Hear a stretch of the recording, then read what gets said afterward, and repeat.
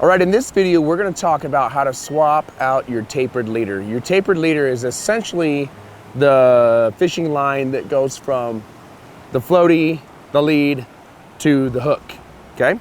So, I have a brand new tapered leader on right now, but if I wanna swap it out,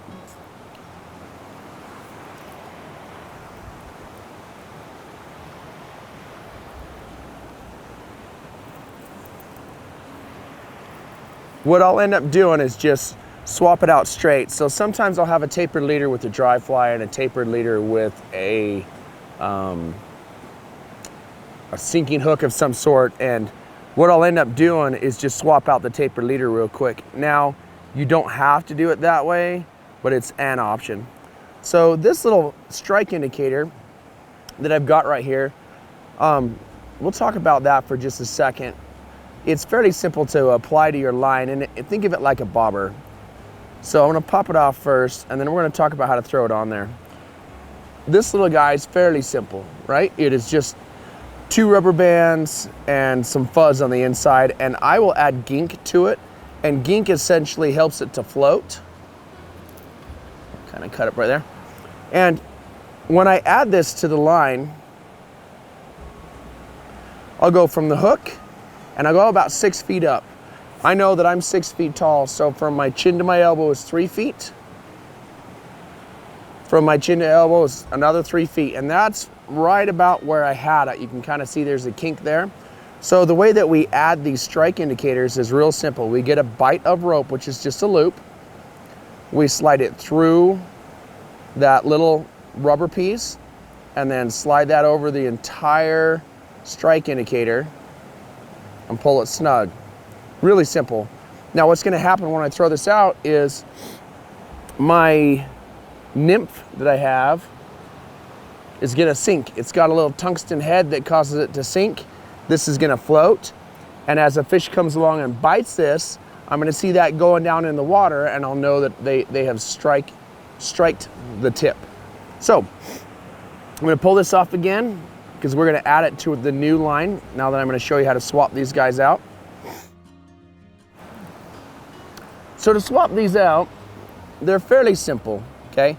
They are 2 loops that are wrapped around themselves.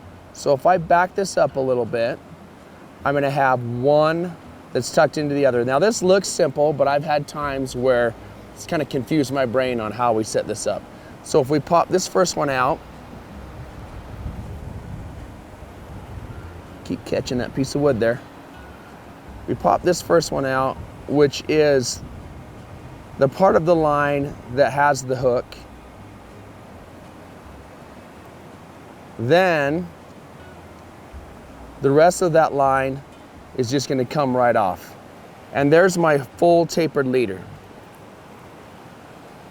So in order to put this away nicely, I'm just gonna wrap it around my hand. Until I run into the hook, and preferably not run it into my hand. And there is some tapered leader and a hook. Whoop. Now, the reason that you would replace this is essentially you've been using it so much that you've chopped off pieces all the way back to your taper.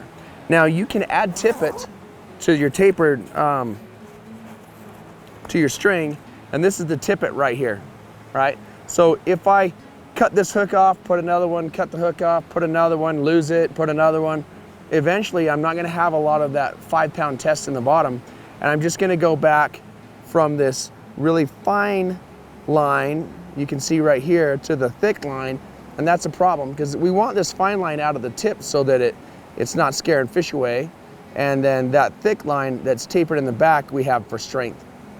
So to swap one of these out, I will put this little guy on. Let's talk about what I'm adding to it. You can go to the store or you can get online and you can buy whatever length and taper and poundage that you want. A lot of times they will tell you what it's rated or what it's used for. This says freshwater trout, okay? That's what I'm looking for, but I know from experience that a 9 to 12 foot tapered leader at about 5 pounds is plenty. So if you're gonna pull anything bigger than a 5-pound fish out of the river, you probably want bigger tapered leader. I know where I'm at in the mountains that everything is really small, so I don't really want anything bigger than this. So I'm gonna pull my tapered leader out of this, and because this one's still good, I'm just gonna throw that, keep this nice and clean. Let's redo that.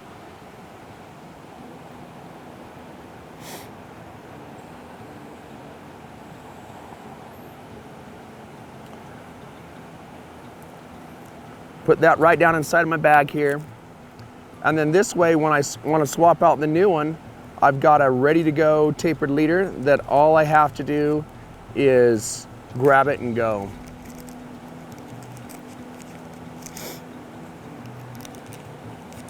Okay, I'll put that in to save for later. Now that I've got this new one, when they first give you these, the thick part has been wrapped around it. That is what keeps it together in a little bundle like this.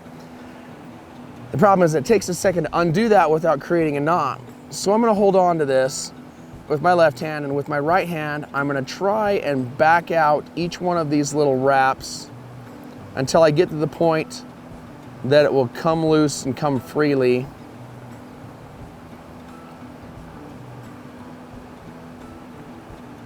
Now, once I've got it to come out, I can start unweaving it. And you're gonna see that there's still some kink in this cable, okay? We're gonna stretch that out a little bit because that kink will equate to a mess later on, right? So once I've straightened this all out, now I don't wanna pull too hard because again, this is only a 5-pound test. So anything more than about 5 to 8 pounds and it's gonna rip it. So what I'll do is I'll grab this and I'll just I'll give it the opposite direction. Right now it curls this way, so I'm gonna try to push the opposite direction, kind of straighten it out. See how that kind of takes a little bit of that kink out of it. Now eventually, when this has been sitting on my fishing line for a while, I'm sorry, on my fishing pole for a while, it's gonna stretch itself out and it's gonna stop doing that. But for now, I just want it to be a straight line and not super coily. So if we can get some of that kink out of it, now I can go ahead and add this to my pole. So in order to add this, I was saying earlier that it's a little bit confusing and you've got to kind of wrap your brain around it.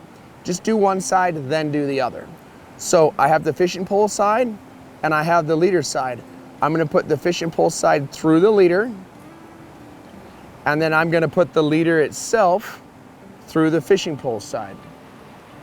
So fishing pole side through leader, leader through fishing pole side. Here we go on that one. I don't know if you can see that, nice and close up. Goes through there. And now we basically have 2 hoops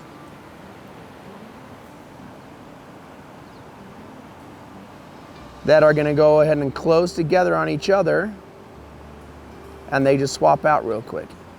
That's why I like to have these pre-tied tapered leaders in my bag. I don't have to tie any knots. I just throw those 2 loops on and they're nice and snug. Now, this time of year is early in the season, so I'm not gonna be using dry flies right now, unfortunately. I do, however, wanna use something that's gonna sink. And I'm completely guessing at this location because I've never been here this time of year, but based on the other local knowledge I have of the type of fish, the time of year, what I'm dealing with, I think that if I have small minnow looking hooks or like dragonfly pupa looking hooks, or something that looks like a bug that is in the water and crawls around, or a fish that's in the water, it will work. So in order to do that, again, I'm gonna measure out my distance. Here is 3 feet, here is 6 feet, and I know I've got a 9 feet lead. So those 6 feet that I've got right now is where I want to put my strike indicator. Now I've folded this over, which is a bite in rock climbing. So it's just a loop. I'm going to push that loop through the black rubber on the top. I'm going to wrap this all the way around my strike indicator and pull it snug. There's a ton of different ways to do this. If it works, it works. Use whatever works. And then now I've got my strike indicator on there. Now I have to decide what hook that I want to send swimming. So I think I'm going to try a fish looking hook. I've got a few options here. Some stuff I tied, some stuff I bought. The ugly ones I tied, everything else I bought. I've got some stuff that look like crawdads, or this also kind of looks like the pupa or larva of a dragonfly. I've got some stuff that looks like mayflies and all sorts of random things. I want to try these little fish hooks. And by fish hook, I mean hooks that look like fishes. So we're gonna start with one of those and send it for a swim today. Now, let's talk about how to tie this. Again, there's 1,000 different ways to tie knots, and there's 1,000 different knots. Without getting too complicated, I'm gonna stay consistent with my knots in these video series. I'm gonna use the same knot to attach my hooks to my strings every time, because there's no need to do a bunch of different ones. The one that I like, I've always called it a blood knot, or been told that it was a blood knot. So the way that it works, I've got the string and I've got the hook. Let me talk a little bit about this tool while I'm thinking about it. This tool right here has a sharp little pin on the tip of it. And what it's used for is if you have a lot of head cement on the fly that you've tied, or if you buy one that has a lot of head cement in it, you can just poke that little stabber in that tool and clean out the head cement. I talked about that earlier in the video that talked about equipment, so I want to discuss that's what you use that for right there. All right, so fortunately there's no head cement in the eye of this hook. We're gonna run the string, get it there close and see it. We're gonna run the line through the eye of the hook. Now this is a very simple knot. I've got about 1 inch or 2, just a basis for reference from the tip of your thumb to the first joint on most people is about 1 inch. So I've got 1 inch, 1.5 inch of string. I maybe don't need that much, but I'm gonna hold it so the loop has gone through the eye, and then I'm just gonna twist this fishing hook, this fly, a bunch of times, at least 3, maybe 10 at the most, until it's nice and twisted. Now what I'm gonna do is take that free end that I just twisted it and run it through the loop that I created right next to the eye. Okay?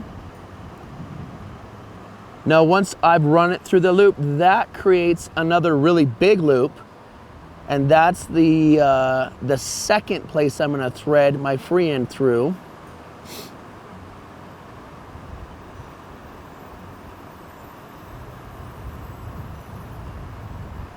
And then give it a pull. Now, when I pull this, the leftover free end I'm gonna hold on to, and I'm gonna pull on the fishing line side so that the knot slides down and locks itself instead of leaving a big, huge chunk of fishing line out there. Make sure it actually tightens up. If you don't leave enough of it, it'll roll and you'll lose your hook.